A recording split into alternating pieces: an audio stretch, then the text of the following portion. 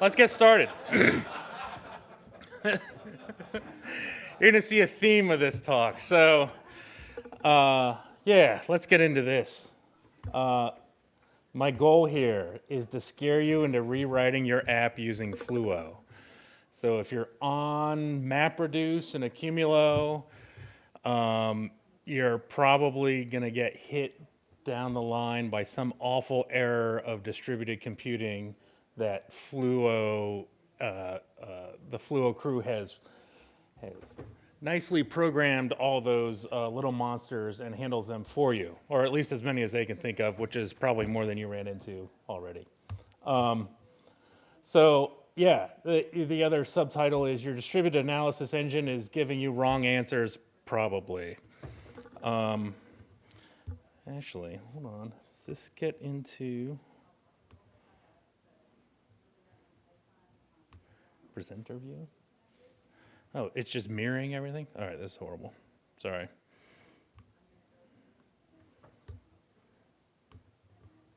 So I don't get my notes. All my comedic gold will not be available.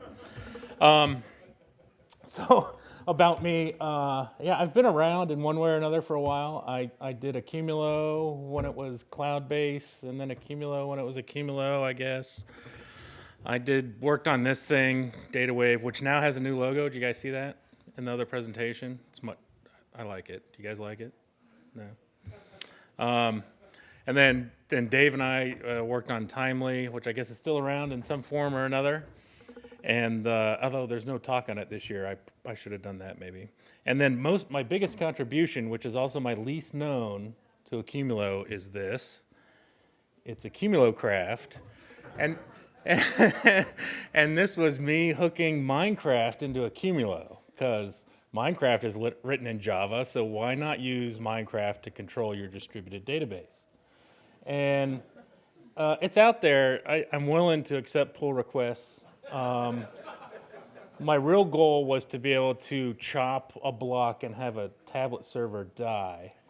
I never made it that far, and but we can go there. You can actually use the Minecraft shell as your Accumulo shell is kind of the state it's in. So if you're playing some heated Minecraft and you need to check the state of your Accumulo cluster, you can list some tables and stuff. So there you go. Good luck getting Minecraft imported into your system. But so then this happened, right? I saw this tweet, and it's not too late to submit an Accumulo talk. I'm like, oh man, they must be looking for talks. I guess I'll be a sucker. And then I kept reading, and I saw that last hashtag, Apache NiFi. And I was like, what? It's the Accumulo Summit, not the NiFi Summit. Why are they getting to glom on all of our glory? So I said, you shall not pass, and I submitted this bad idea for a talk. So this bad idea started with Sterling, who's not in the room. Horrible. And for those of you who don't know, he's really the godfather of Accumulo, and you should kiss his ring when you see him outside. And he said to me, Fluo is an Accumulo extension waiting for its killer app. And I think that's true. It's out there. It's actually really nice. I think people haven't really grokked it enough to write something big on it and deploy it and really use it to its fullest potential. But hopefully this is inspiration for you to go just do that. The other person, Keith, who y'all saw this morning, I immediately went and said, Keith, I'm going to do a Fluo talk because I'm crazy, and here's my idea. And he said, I don't know, I guess that would work in Fluo. And I took that as a submit a talk thing. So we're here. You're welcome. But really, Fluo is an optimizer for MapReduce pipelines. So instead of loading up all your data onto the MapReduce freight train and processing it just to find, some small delta X, use Fluo. And first, you should write it in MapReduce. And then once you kind of have that going, you can say, all right, I'm spending a lot of time mapping and reducing. Maybe I could just use Fluo to change what needs to be changed at the end. And that's kind of the theme. And yeah, I think with enough thought, maybe the data wave could be helped by Fluo. They do a lot of MapReduce, and sometimes it's little changes at the end. I don't know. But yeah, that's more for discussion over cocktails after all this. So yeah, MapReduce repetitively processes data. You load up all this data, you send it through several MapReduce jobs to get joined with other data and old data to get this new view of the world. And this is actually how Google used to do the giant web index, right? So they have large workloads of data, and they get these small incremental changes at the end. In Google's situation, the change was, new search results for how many, changing what your link rank is for a web page, right? They just kind of crawl the web again and be like, oh, this page has 3 more new links. It must be more popular. Let's adjust its ranking in our search results. And that worked for a while, and then it took them forever to start. You can only map reduce the web, even if you're Google. You can only map reduce the web so fast. So they wrote a paper in a system called Percolator. And Percolator is just small changes, right? Something percolating, like dripping, which is where Fluo comes from. So they reduced their web index update time to by 50% using this Percolator. So that's kind of what you should think about with Fluo. If you have this big job doing all this stuff that's taking a long time to get what end up being, minor things happening at the end, maybe you should use Fluo. Or Percolator if you go get their code, but good luck with that. So yeah, Fluo is, I just gave it all away. Fluo is Percolator on Accumulo.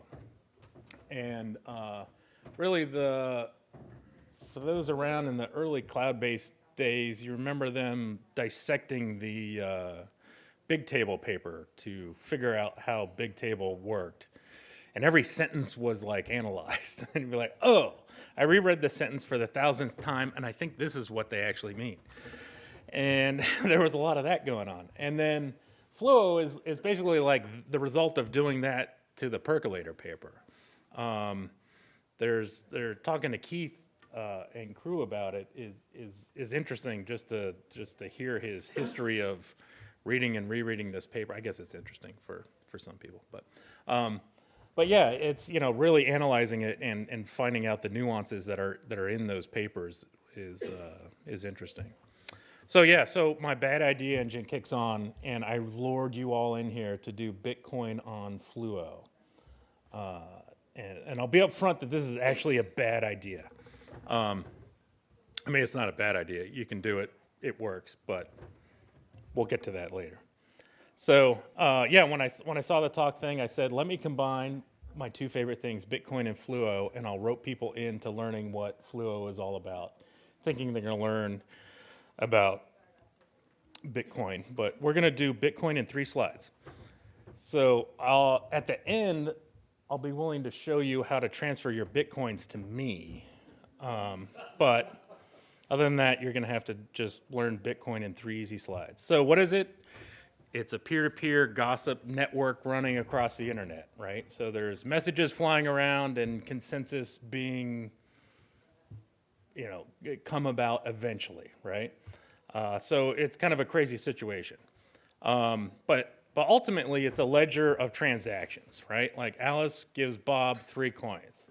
That's all Bitcoin is. It's just this person gives this person this many coins. And to find out how many coins you have to go through all those transactions, right? And sum them up to figure out how many coins someone actually does have, or to validate a transaction. I can submit a transaction that says, Alice gives Bob 3 coins, and if Alice doesn't have 3 coins to give, it'll get rejected. But that verification has to be done. But really, it's just this big ledger of events. So miners group transactions together in blocks, and blocks are chained together in one giant immutable linked list. And why they do that and why that's secure and why that is going to destabilize currency across the world is not what this talk is about.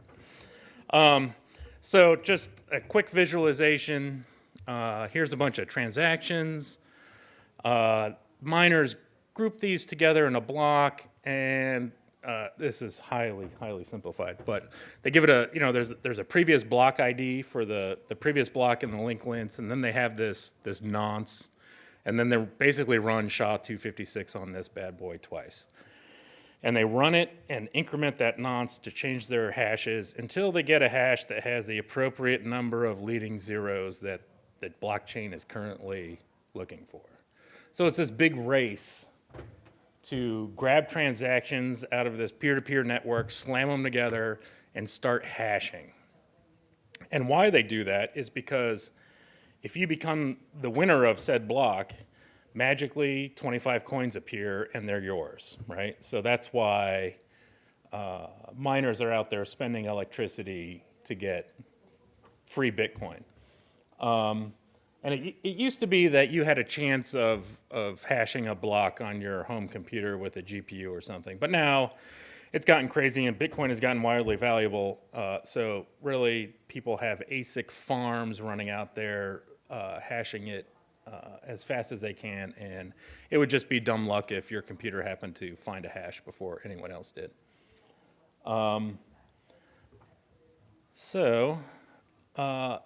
In this chaotic system, I kind of just want to use it as a proxy for like your chaotic data ingest pipeline system.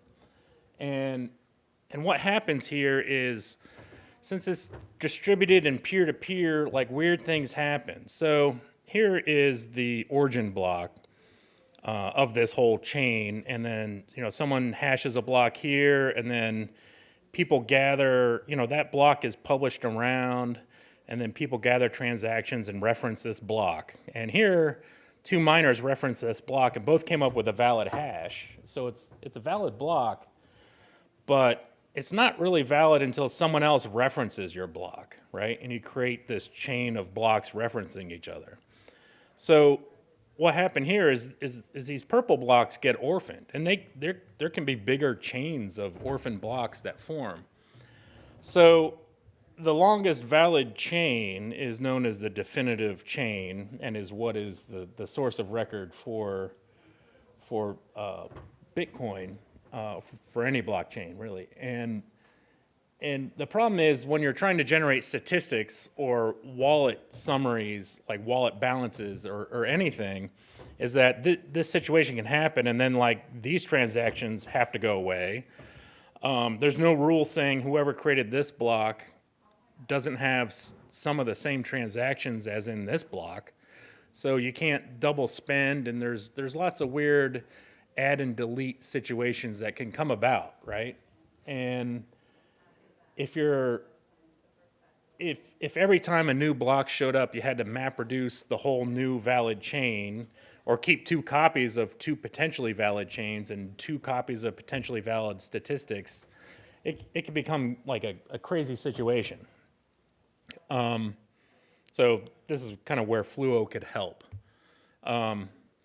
So back to why this is a bad idea. So how large is the blockchain? So it's 350 gigabytes of data per day, which is 127 terabytes per year, if all current financial transactions were done with Bitcoin. But clearly they are not.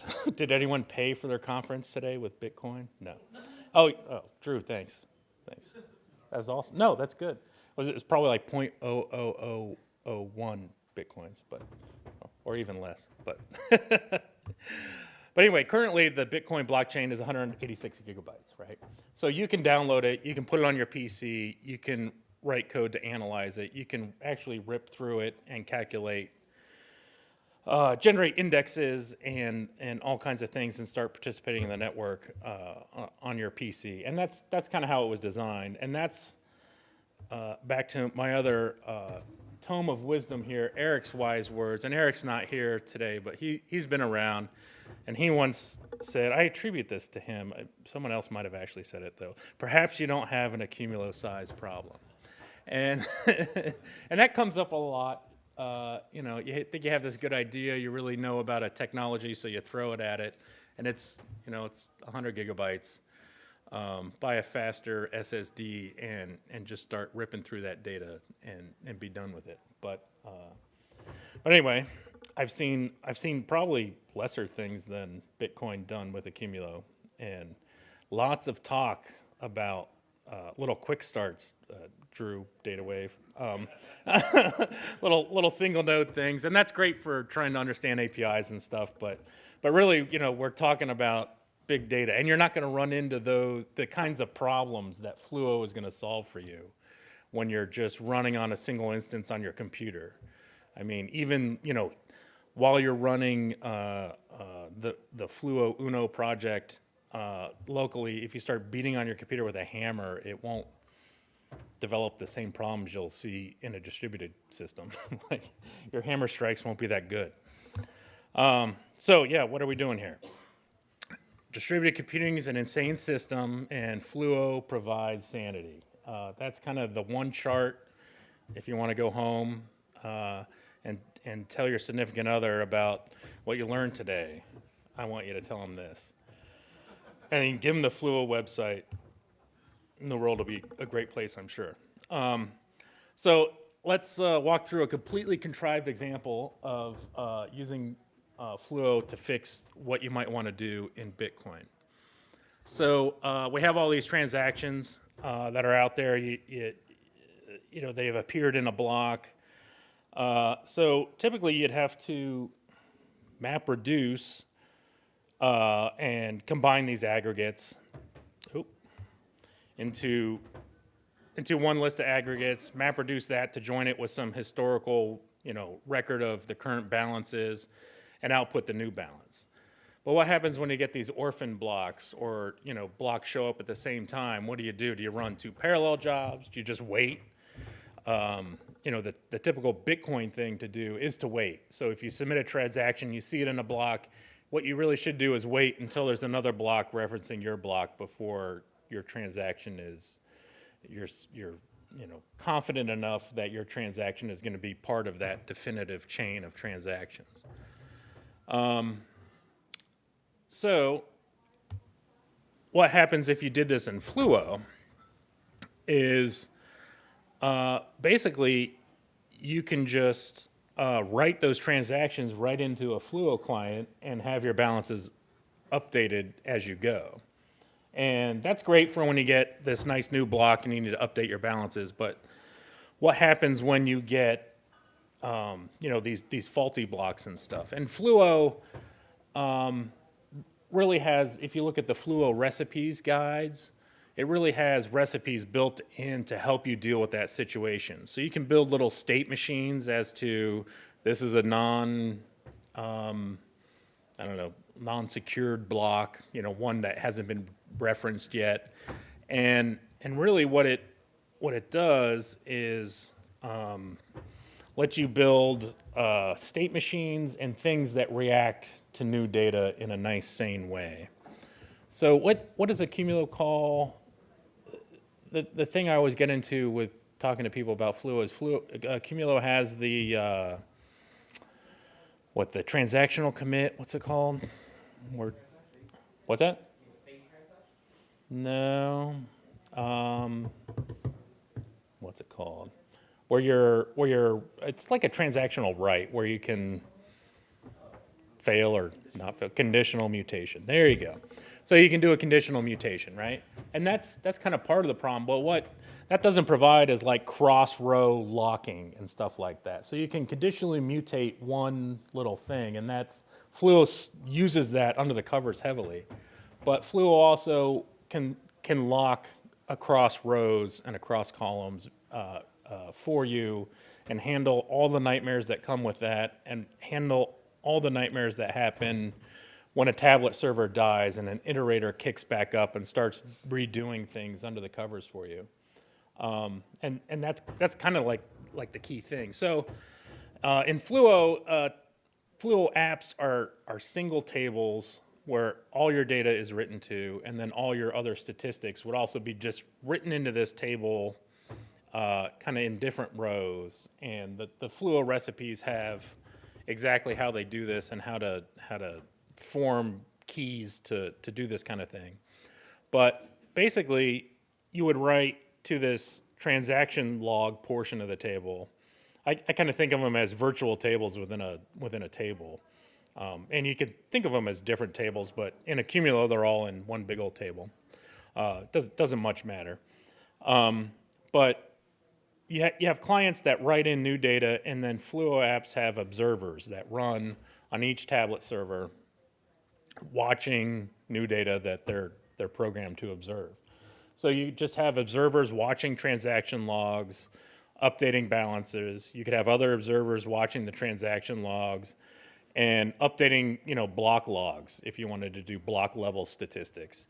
You could have other observers watching those things and updating the statistic of largest transaction per block. And really, without map reducing the world again, you can just watch blocks come in, watch transactions come in, and update your statistics as new data appears without remap reducing the world. And that's kind of the beauty of it, right? There is a downfall that eventually there's locking and all kinds of stuff in Fluo that if you're getting enough changes, remap reducing the world would be faster, right?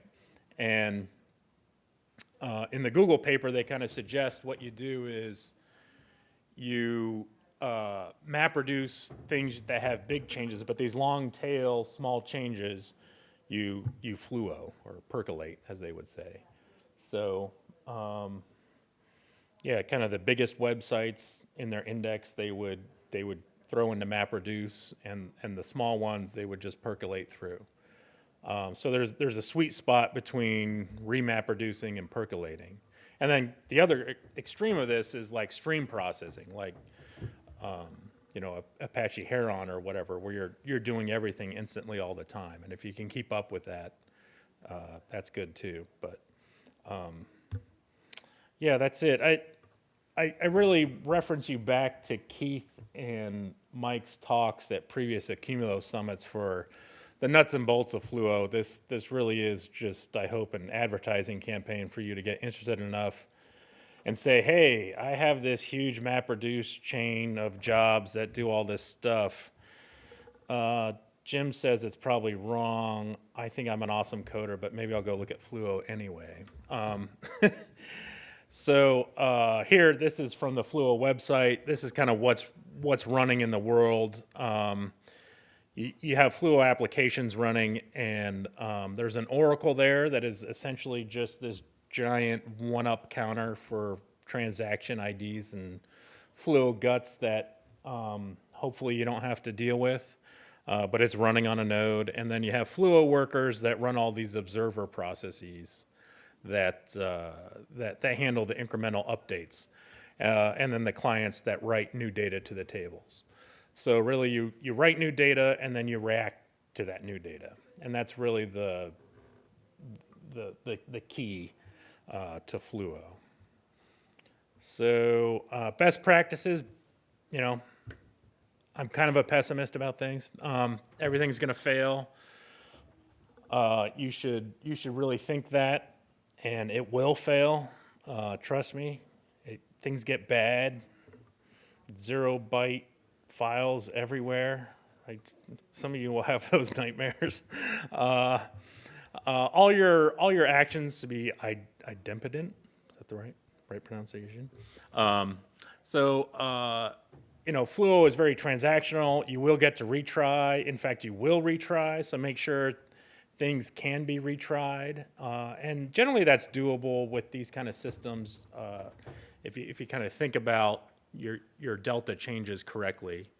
And again, Fluo, in some of the recipes, you can build like a little state machine with your data that it'll save along with it. So you can say, this has been incremented, this hasn't been processed, or do reference counting. So you can say, oh, well, this has a reference count of 1. That means it's already been visited. If I'm visiting it and I see that, don't do anything because this has already been processed. by somewhere else. So that being said, you want to avoid transaction collisions because there are locks, so things will get kicked out. And if you get too many transaction collisions, you will start to slow down. You may get to continuously retry, and that's all you're doing. But that's the case where if you're running into that, you need to reload the MapReduce engine and kind of do bulk ingest again.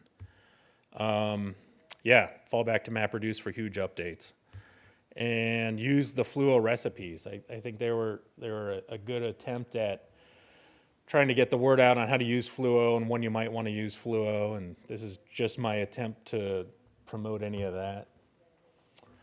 Here's some references: the percolator paper and the Bitcoin paper by the infamous Satoshi Nakamoto that many people have claimed to be but have never proven to be by spending one of his original Bitcoins. And that's it. Reach out to me or whoever, and I'll tell you you're doing it wrong and you should use Fluo, and then you'll ask me for help, and I'll probably say, no, I'm busy. But no, I'll do what I can. What'd you say? Oh. So that's it. Questions? Yeah. Anyone wanting more Bitcoin info? Anyone want to give me Bitcoins? No, but I saw the statistics things, and I think a lot of his lessons learned from, the summarizer things. I think he's incorporated a lot of his Fluo lessons into that. Because I started to ask him about that, and I was like, how do you get that right when you're compacting or writing files and that thing dies and then it kicks up again and you're double counting? And he started to get into Fluo Talk, and I'm like, all right, you probably did it right, Keith. So.